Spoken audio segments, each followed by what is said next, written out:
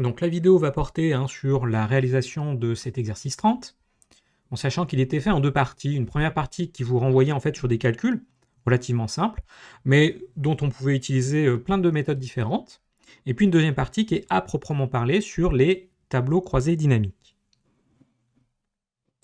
Alors pour la partie des calculs, il y a vraiment plusieurs façons de procéder. Je ne vais pas montrer puisqu'il en existe vraiment énormément. Mais soit vous avez fait la solution de demander à faire une somme automatique, et puis vous êtes limité avec les raccourcis clavier que l'on avait vus. Ça marche très bien, pourquoi pas. Une solution qui est effectivement un petit peu moins précise, mais qui peut anticiper sur le fait que si vous rajoutez des lignes supplémentaires, eh bien pour qu'elles soient incluses, ça serait de faire la somme de la colonne en entier. Donc de faire appel à la somme automatique de la colonne M. On obtient bien le même résultat. Autre solution, c'était de nommer les plages de cellules. Et puis là, comme je prévois qu'il y a des calculs sur l'âge et sur l'ancienneté, c'est de peut-être comme ça nommer en fait toutes les cellules grâce aux étiquettes qui sont en haut. Donc on faisait une sélection de l'ensemble de sa base de données. Et puis on allait dans Formule et on demandait de nommer depuis la sélection. Donc la ligne du haut, en fait, les cellules du haut vont renommer en fait les plages de cellules qui sont en dessous. Alors cette solution est pas mal parce que en termes d'écriture, ça va assez vite.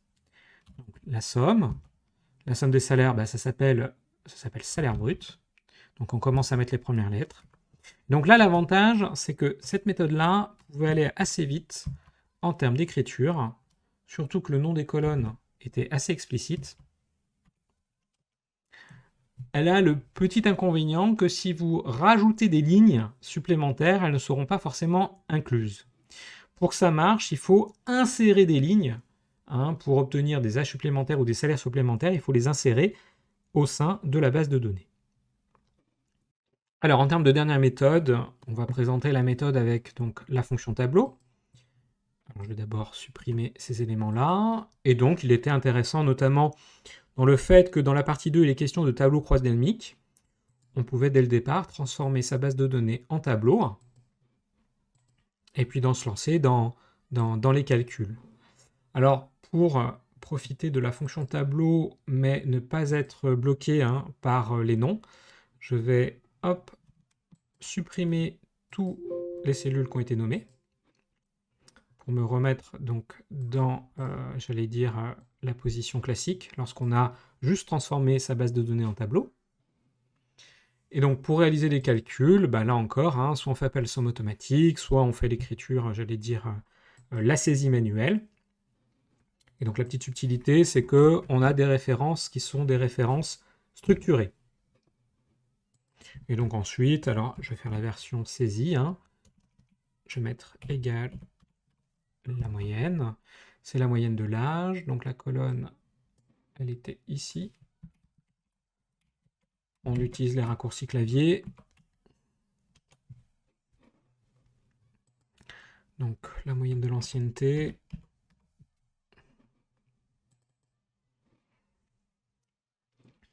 Alors l'ancienneté, c'est la colonne G.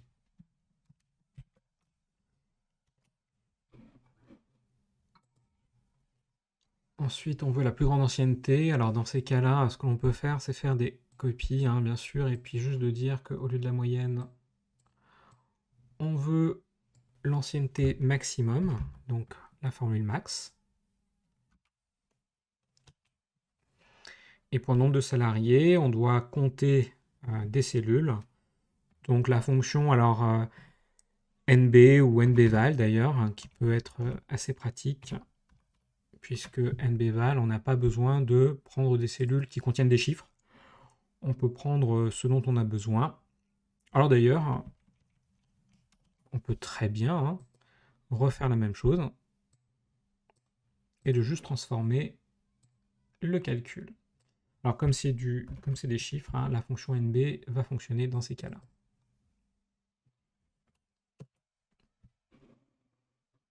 Donc pour réaliser la première question de cette deuxième partie, on veut obtenir la somme des salaires par service, c'est du classique.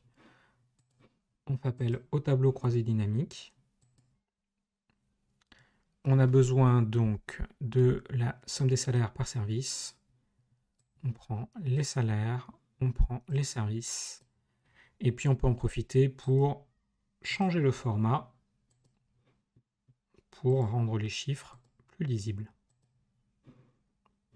Donc pour la question 2, on veut obtenir la moyenne des salaires entre les hommes et les femmes pour chacun des statuts. Alors comme il est question de comparer notamment les salaires hommes-femmes, ça peut donner une indication sur le type de présentation que l'on veut. Alors concrètement, donc, on veut la moyenne des salaires en fonction du statut et du sexe ou du genre. Et voilà l'idée de comparaison, hein, c'est peut-être de mettre les étiquettes des hommes et des femmes dans les étiquettes de colonne. Alors, pour la question numéro 3, donc obtenir les moyennes d'âge et d'ancienneté par service. Alors, je vais faire bien sûr appel à un tableau croisé dynamique pour obtenir mon tableau de synthèse. Pour une fois, je ne vais pas commencer par le calcul, pour montrer qu'on n'a pas d'ordre en fait. Je vais commencer par les étiquettes. En l'occurrence ici, l'étiquette de service. Et puis, je vais enchaîner avec le calcul de l'âge et ensuite de l'ancienneté. Bien évidemment, pour que ça ait du sens, on veut obtenir la moyenne. Et donc là, on est obligé de faire les deux calculs. Et pour avoir un petit peu plus de lisibilité, je vais enlever les décimales et le format nombre s'y prête particulièrement bien. Alors, petit truc et astuce hein, pour pouvoir ici indiquer que l'unité, ce sont des années, hein, l'âge et l'ancienneté. On peut modifier son format. On va pouvoir créer un nouveau format. Alors, on va dans Autre format numérique. Donc, pour l'instant, on a le format nombre. Je vais dans Format personnalisé, puisque c'est là où on peut créer ses propres formats. Je pars du format qui était déjà existant, donc le format nombre correspond avec Excel, donc 0,00. Voilà, ça c'est le format nombre d'origine. Et on va l'améliorer, donc dans Type, je clique pour ouvrir des guillemets, espace, rajouter en ANS. Donc je rajoute en fait mon unité. Et comme ça peut permettre de rendre les choses un peu plus compréhensibles ou lisibles. Voilà pour le petit truc et astuce. Alors, pour la question numéro 4. Donc, on parlait de déterminer si les services sont genrés. En fait, c'est une façon de présenter une problématique où, et c'est très souvent le cadre du monde du travail, où ça n'est pas explicité réellement le calcul que l'on souhaite ou les étiquettes que l'on souhaite utiliser. Donc là, il faut faire la traduction, tout simplement. Les services genrés, c'est de savoir le nombre d'hommes et de femmes par service. Donc, on fait appel au tableau croisé dynamique. Pour connaître le nombre d'hommes et de femmes par service, on peut utiliser ici n'importe quelle colonne pour effectuer le dénombrement. On peut utiliser n'importe quelle colonne parce que dans la base de données originale, il n'y a aucune cellule de vide. Donc par exemple, je peux prendre les noms et les compter. Et bien sûr, je vais les compter en fonction, ici, du sexe et en fonction du service.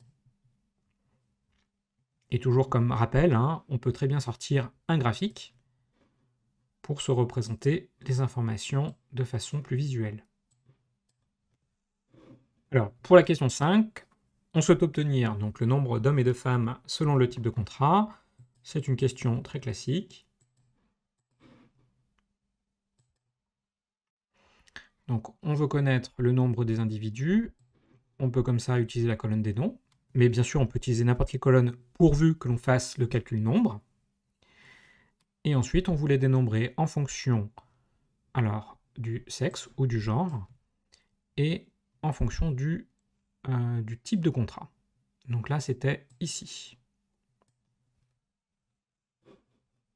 Alors, ce qui est intéressant, notamment quand on fait du dénombrement, c'est d'exprimer les résultats en pourcentage. Donc par exemple, plutôt que d'avoir les résultats bruts, c'est de modifier le calcul pour exprimer en pourcentage. Et là, en l'occurrence, en pourcentage du total général. Alors bien évidemment, selon la question que vous posez, vous pouvez choisir en fonction du pourcentage du total de la ligne ou du total de la colonne. Alors par exemple ici, si je modifie pour avoir le pourcentage total de la colonne, je m'intéresse ici de la distribution du nombre de CDD et de CDI en fonction du genre. Ou à l'inverse, c'est une autre question que l'on peut se poser. Si je demande le pourcentage du total de la ligne, à ce moment-là, pour un type de contrat donné, je regarde la distribution entre les hommes et les femmes. Alors, sur la question 6. Donc le but est d'obtenir un graphique. Un graphique alors qui pourrait être à l'image ou une analogie aux pyramides des âges. Le but n'est pas de produire une pyramide des âges, mais quelque chose qui s'en rapproche. C'est-à-dire un graphique barre qui permet d'avoir les effectifs hommes-femmes par tranche d'âge. Pour obtenir un graphique, et en l'occurrence ici un graphique croisé dynamique, on va produire le tableau croisé dynamique correspondant. Et le tableau croisé dynamique correspondant, c'est de connaître le nombre d'hommes et de femmes par tranche d'âge. Et les tranches d'âge seront des tranches d'âge par décennie. Donc, on commence à produire le tableau croisé dynamique correspondant, c'est-à-dire de connaître en fait les effectifs hommes-femmes. Donc, il nous faut l'information du genre pour avoir les effectifs hommes-femmes. Et on les veut en fonction de tranches d'âge. Donc si c'est en fonction d'eux, on prend les âges et on les met en étiquette. On veut dénombrer les individus, donc le calcul, ça sera du nombre. Et là, on se rend bien compte qu'effectivement, tel quel, d'avoir un âge comme information, c'est pas pratique. C'est pour ça qu'on va faire des tranches d'âge. Le mot tranche d'âge, en fait, il faut le traduire par grouper. Grouper ici des âges. Donc, on sélectionne un âge, n'importe lequel, et on va dans l'outil qui permet de faire des groupements. Et là, on a le choix, grouper la sélection ou grouper le champ. Les deux vous donneront le même résultat. Alors, pour qu'on ait une lecture avec des chiffres qui soient ronds, en fait, plutôt que de commencer par 23, on va commencer par 20. Comme ça fera de 20 à 29, de 30 à 39, etc., etc. Il se trouve que par défaut, il nous propose des paquets de 10 chiffres. Donc on est pile poil dans la décennie, ça correspond à ce qu'on veut. Voilà comment obtenir ici des effectifs par tranche d'âge. Alors bien sûr, l'objectif ultime était d'avoir un graphique pour lire les données. Et donc le plus simple ici, c'était d'utiliser le graphique barre.